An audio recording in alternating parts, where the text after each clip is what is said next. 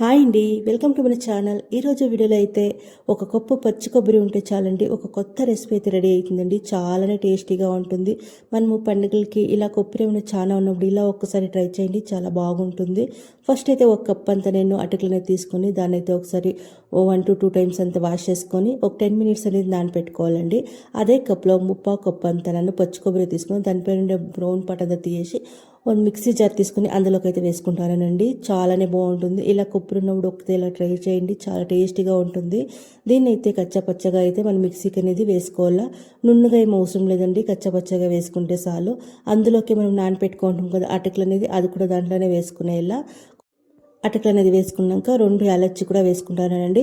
కొద్దిగా వాటర్ అనేది వేసుకొని మనము మిక్సీకి అనేది పట్టుకోవాలా. చూడండి ఇలా ఉండాలా, మనకి నుండుగా ఏం అవసరం లేదండి, ఇలా ఉంటే సరిపోతుంది.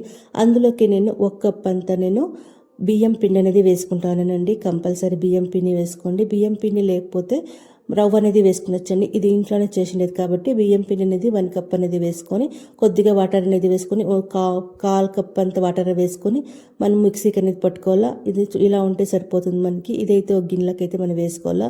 కొద్దిగా ఒక 2 to 3 టేబుల్ స్పూన్ అంతా మనము వాటర్ అనేది వేసుకొని మిక్సీ జార్లోకి వేసుకుంటా ఉన్నాను. కొద్దిగా సాల్ట్, ఒక 1/4 టేబుల్ స్పూన్ అంత వంట సోడా, చిన్న కప్లో ఒక ముక్కాలు కప్ అంతా పంచదార కూడా వేసుకుంటాను. మనకి స్వీట్కి ఎంత కావాలో అంత పంచదార వేసుకునేసినాక బాగా దీన్ని మిక్స్ చేసుకునేయాలండి. బాగా అది పంచదార అంతా మనకి నీట్గా మిక్స్ కావాలా.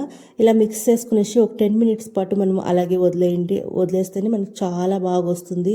చాలానే టేస్టీగా ఉంటుందండి. ఆ స్మెల్ కూడా మనకి యాలచ్చి కొబ్బరి అంతా వేయింటాం కదా, చాలానే బాగుంటుంది.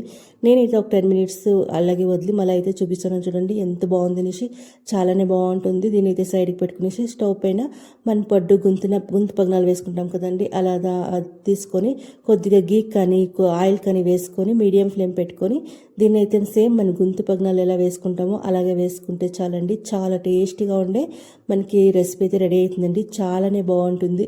ఇలా స్వీట్ ఏమైనా చిన్నపిల్లలు ఏమైనా అడిగినప్పుడు, లేకపోతే మనకి ఇంట్లో పచ్చి కొబ్బరి ఏమైనా చాలా ఉన్నప్పుడు, వెరైటీగా ఏమైనా చేసుకోవాలన్నప్పుడు ఇలా చేసుకోండి. చాలానే బాగుంటుంది. చాలా టేస్టీగా కూడా ఉంటుంది. చాలానే బాగుంటుంది ఈ రెసిపీ అయితే. ఇలా లిడ్ క్లోజ్ చేసుకునేసి 1 minute పాటు మనం కుక్ చేసుకుంటే మనకి ఈ రెసిపీ అనేది రెడీ అవుతుందండి. తక్కువ పదార్థాలతో ఇలా ఒక్కసారి ట్రై చేయండి, చాలానే బాగుంటుంది.